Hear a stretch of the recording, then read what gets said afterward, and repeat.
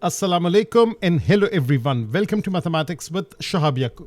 So now what's the agenda for today?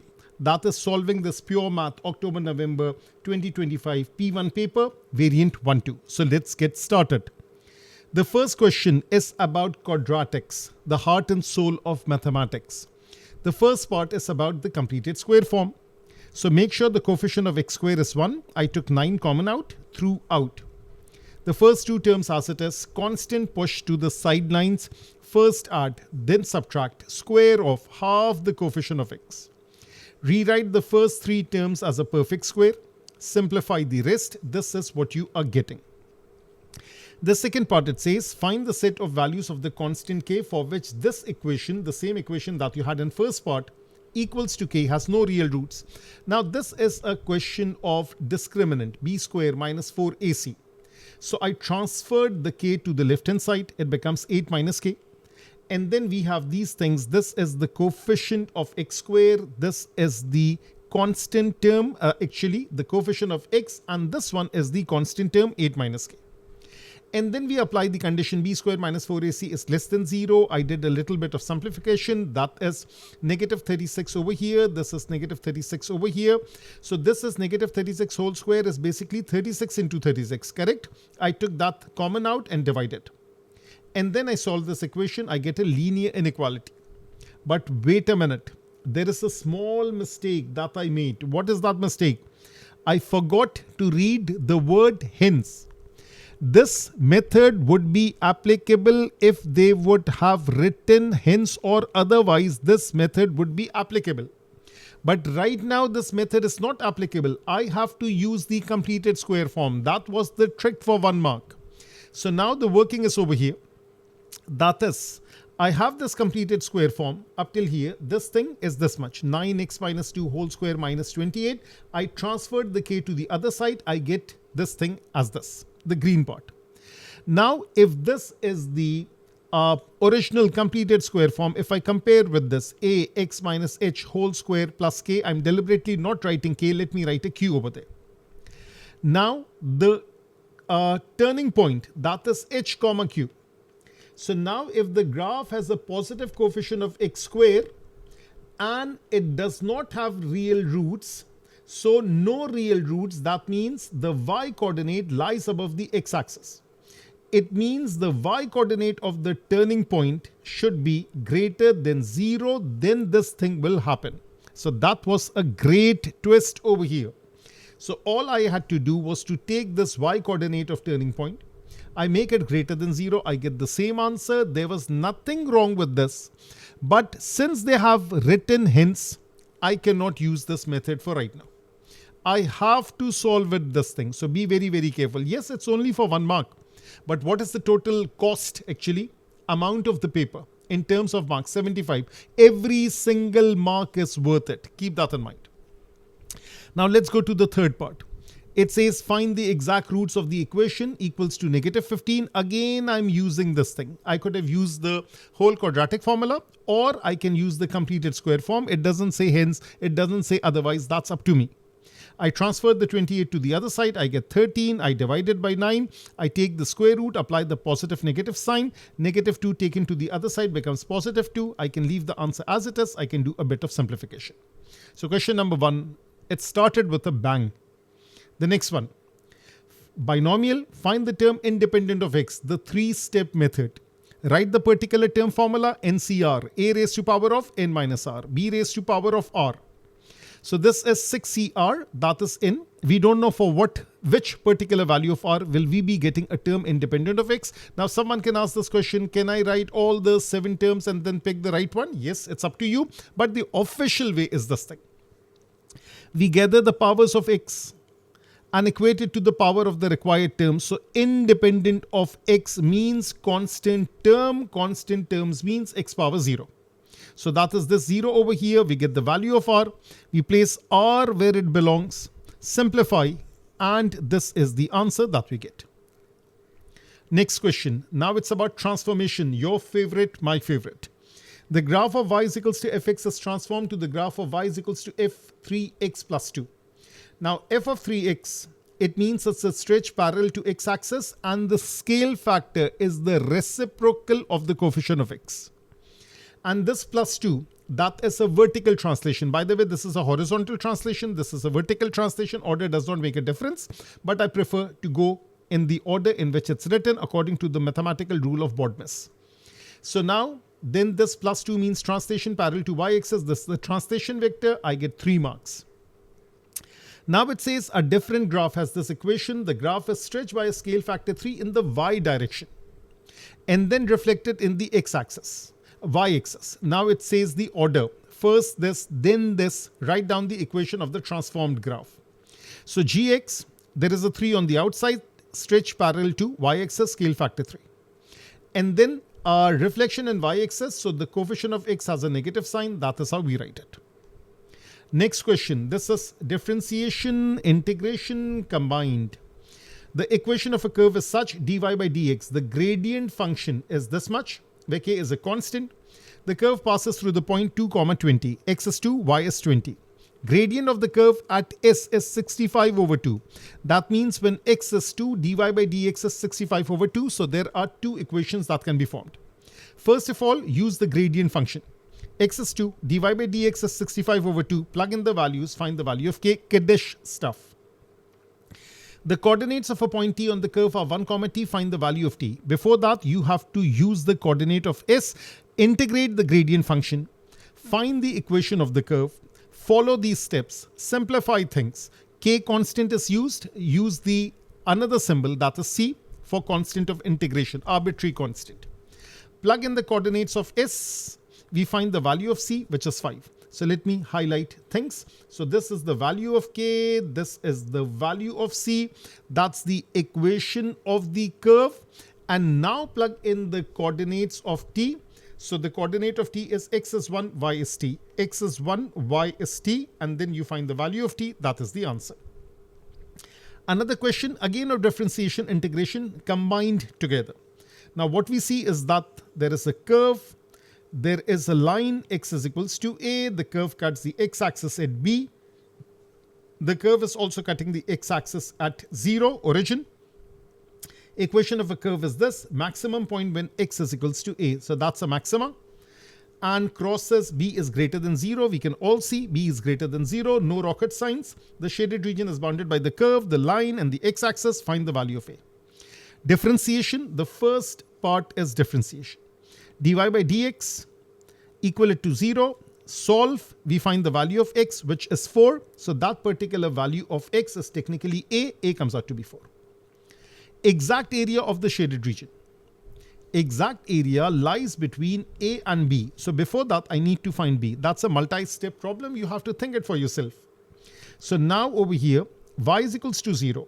Make this thing equals to 0. We get x is 0. That's the origin. X is equals to 16. So therefore, b comes out to be 60. Integrate the equation between the limits. Raise to the power of 1. Raise by 1. Divide by the new power. Power 1 becomes 2. Divide by 2. Simplify it a bit. Plug in the upper limit. Plug in the upper limit. Plug in the lower limit. Plug in the lower limit.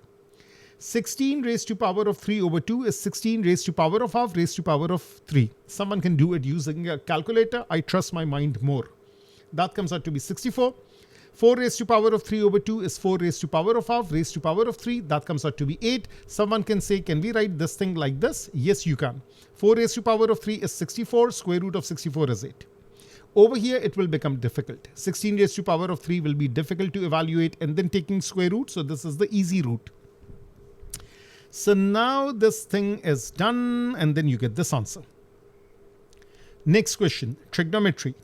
Sketch the graph of y is equals to 3 sin x plus 2. I believe in doing things in steps. That is my strategy.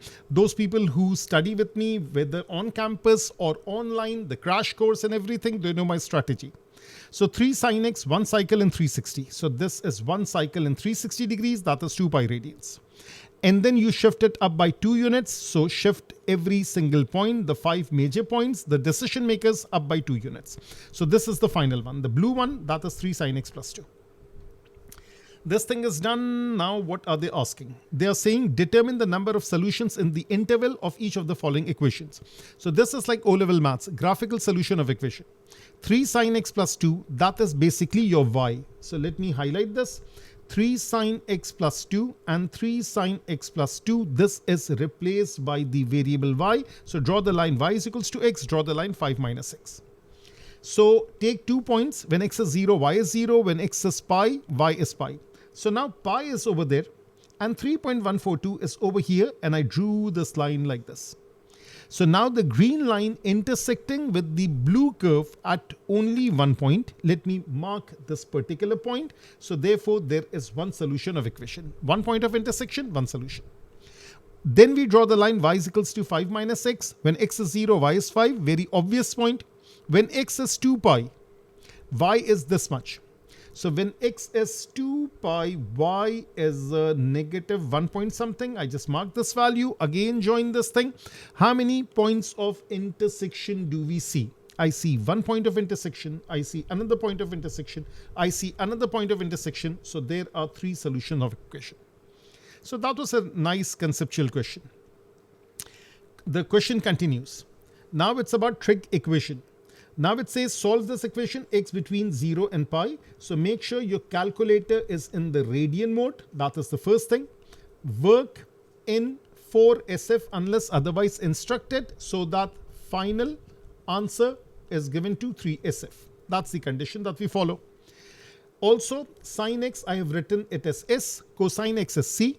I simplify, use the identity. Cos square is 1 minus sine square. Then it's about middle term factorization. I get sine equals to negative 1, sine equals to 2/5. I can draw a small graph over here. Sine equals to negative 1, sine is negative 1 at 3 pi by 2. So that is basically from the graph, from the sketch. Sine x is 2/5.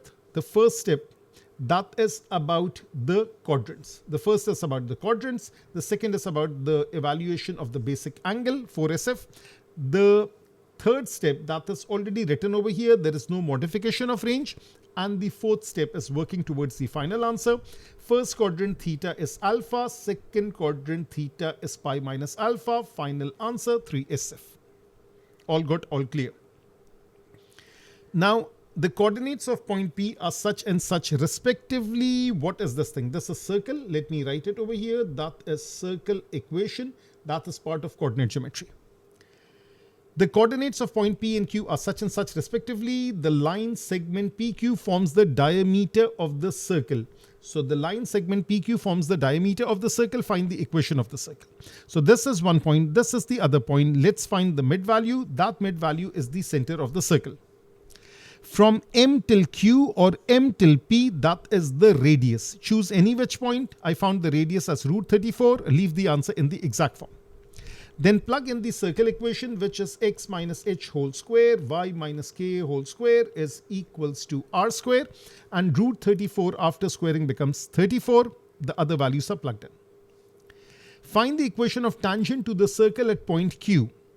So we have something like this. Like this is something like this actually. This is P, this is Q, this is the center like this. So now we are drawing a tangent over here. That means find the gradient of MQ. Do the negative reciprocal because it's perpendicular to one another, circle property, and then you find the gradient of this. So we have M, we have Q, we have the gradient 5/3, negative reciprocal is this thing. So right over here, which property am I using?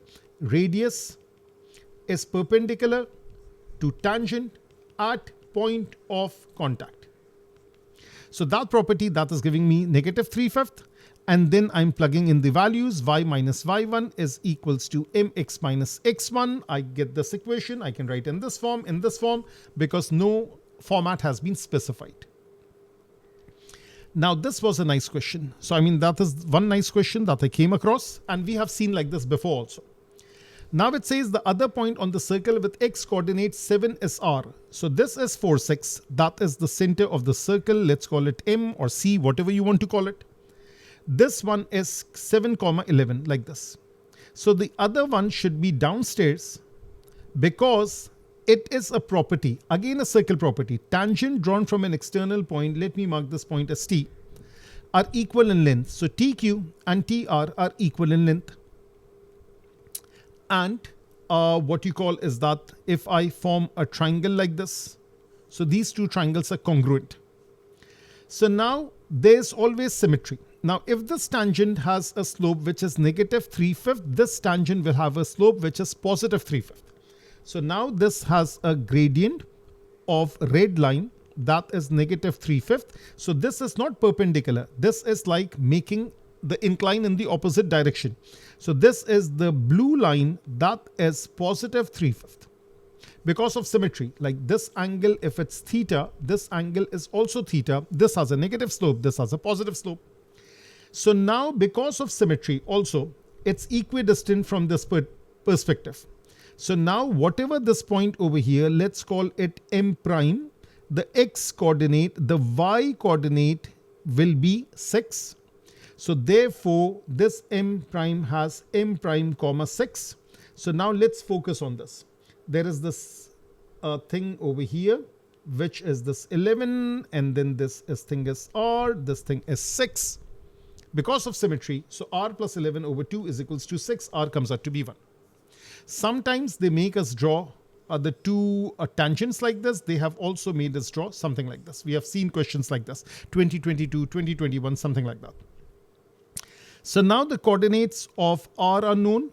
The gradient of the blue line is known. Let me just focus it in blue color. So that is the blue line, that is the blue line, and then you find the equation of the blue line. So this is 5y is 3x minus 16. The red line, that is 5y is equals to minus 3x plus 76. Now look at the beauty of the working. This is 5y, this is 5y. Therefore, this thing should equal to this thing. Solve it simultaneously. X comes out to be 15 1/3. You can even write this thing as 46 over 3. And then find the corresponding value of y by plugging in one of the equation, and then the coordinate, the point of intersection is this. This is point of intersection of the two tangents. Question number 8. This is like AP, GP. The first three terms of a geometric progression are A, B, and C respectively. GP, A, B, and C.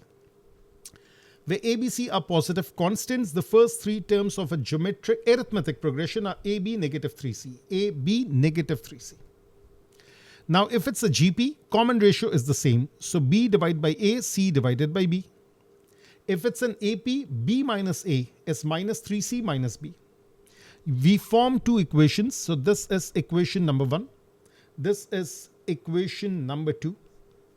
We solve simultaneously, and then we get an equation which has A and C both in it. Of course, we cannot solve it. We just have to prove it.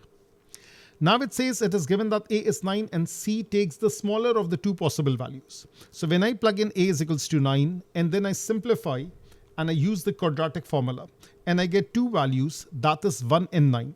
So A is this, B is this, C is this. So now this B is that thing. This is like what you call x square, something like this. This is ax square plus bx plus c. This is that thing. Okay. So now the c is 81 and b is negative 90. A is 9. So the b square minus 4ac have this value. And then c comes out to be either this or this. So I'll choose this particular value, which is 1. So c value 1 is chosen. A was given. And how do you find B? You find B by plugging in this equation. B is half of A minus 3C. So we also get the value of B. So in that GP, the common ratio comes out to be 1/3. First term is 9. Sum to infinity, that is A over 1 minus R. Apply the formula, we find the sums. The next one, find the sum of the first 20 terms. So now look at this thing. This statement over here, this one.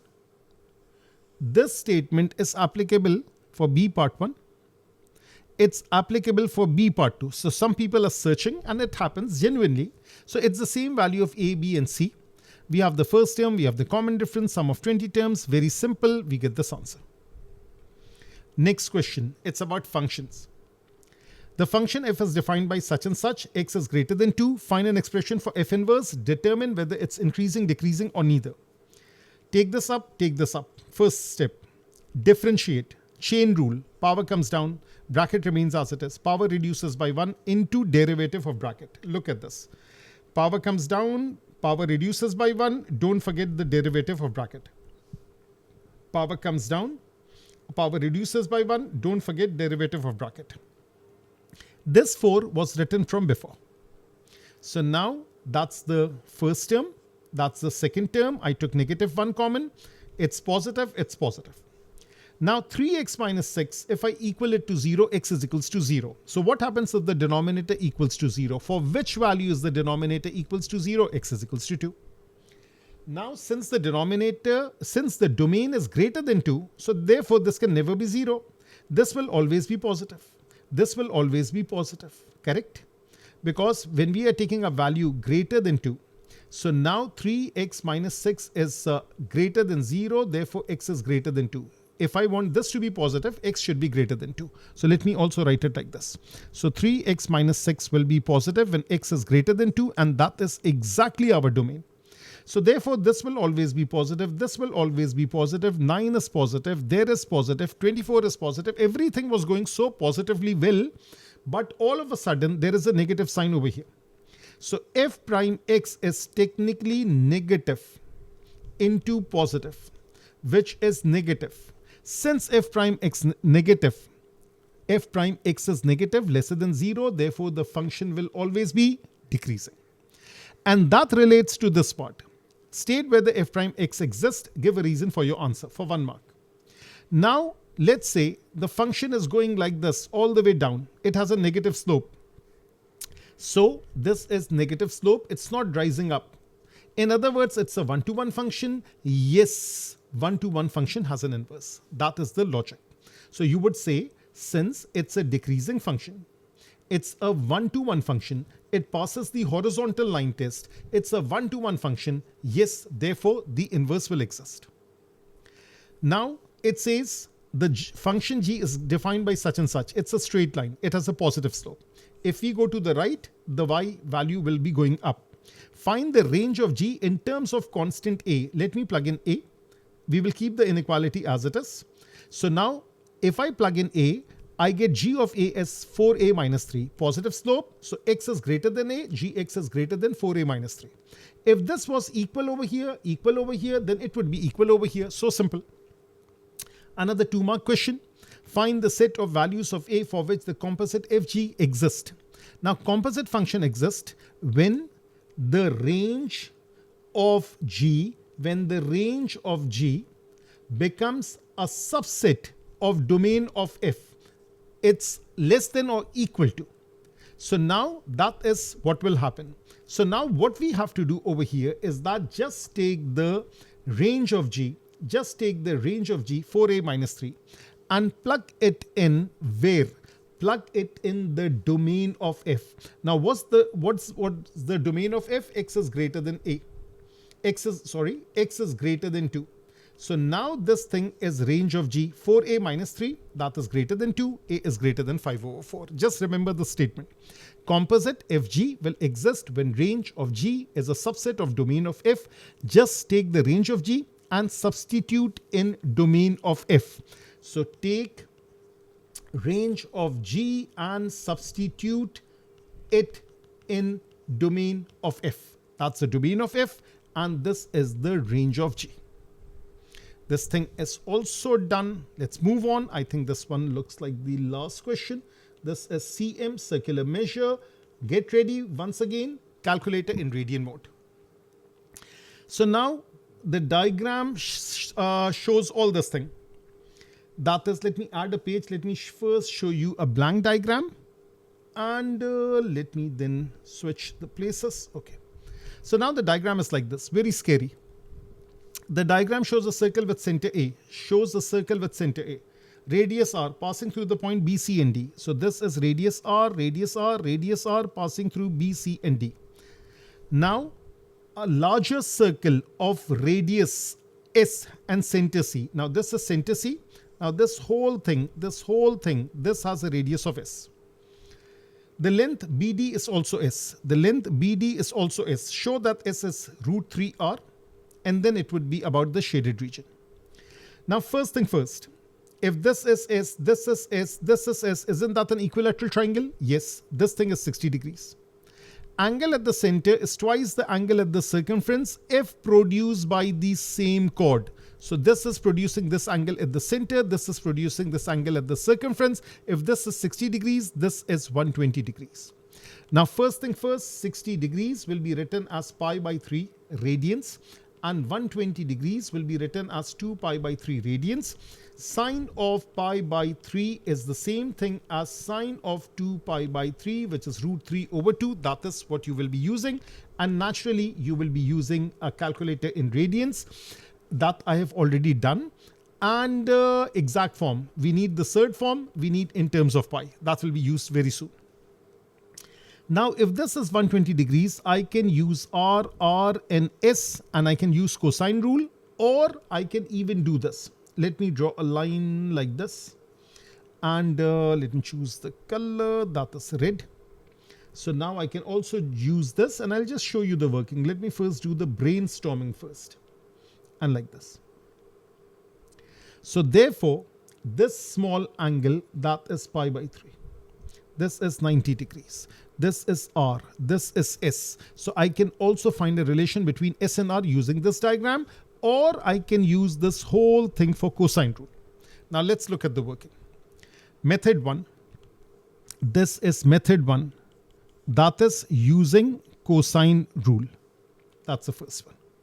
So therefore, S square is equals to R square plus R square minus 2 into R into cos of 120 degrees. Cos of 120 degrees, actually, let me just use pi by 3, 2 pi by 3, because the calculator is in the radian mode.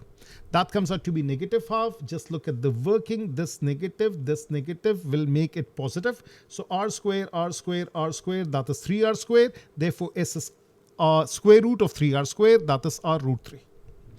This is method 2.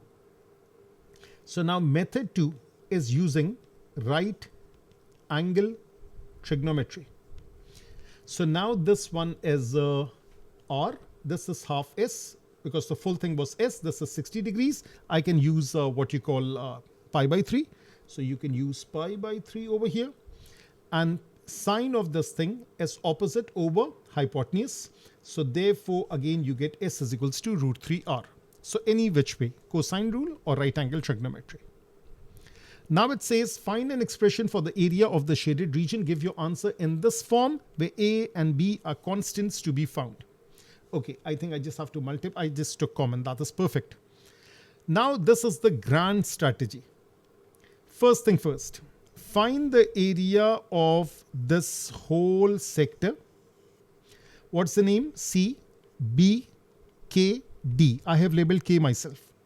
Find the area of this triangle CBD. Subtract, you find the area of the green region. Then take the sector ABTD. Find the area of the sector, subtract the triangle, I get purple plus green. So purple plus green minus green will give me purple. Okay, nice question. How many marks? 7 marks. Not difficult, but of course conceptual. Step 1. We are focusing on CBKD. CBKD, we are focusing on CBD. We are finding the area of the green segment. So now the sector, that is half S square into pi by 3. This is half into S into sine of pi by 3. I'll plug in S later. The difference is sector minus this thing. Half is square common. This is pi by 3 minus sine pi by 3. This is half into SS root 3R. S square is 3R square. Pi by 3 minus root 3 over 2. Open up the bracket, simplify, and write things like this. So this is what we are getting, the area of the green region. Now the next one, that is this thing, and let me just remove this color. Okay. So now the next one, that is area of ABTD. Which one is ABTD? That is this thing, ABTD. So now this area of ABTD, that is half into R square into 2 pi by 3. Area of triangle, half into R into sine of 2 pi by 3. Again, half R square common, 2 pi by 3 minus sine of 2 pi by 3. 2 pi by 3 minus sine of 2 pi by 3. That's the value, Open up the bracket. So now this is green plus purple. So this is green and this is purple over here. So this is green plus purple. That is what you are getting. So now what should be done? Take this thing and subtract the green from green plus purple. So now this is green plus purple. That is this thing over here. Subtract from it the green region and do it very tactfully. That is the r square with the r square. So that is 3 pi by 6. This is 2 pi by 6. This minus over here, that is negative 1 over 6 pi r square. And then this negative makes this positive. 3 root 3 over 4. This is root 3 over 4. That is 2 root 3 over 4. I simply took r square common out. This is a plus b pi square. This is a plus b pi square. That is the answer. And b pi into r square. So now this is technically your a. This is technically your b. So this is r square and this is a plus b pi. A plus b pi, yes, we have written in this format. And that completes the paper, which is October-November 2025, variant 1-2, all done and dusted from Mathematics with Shahab Yaqub. Take care everyone and good luck.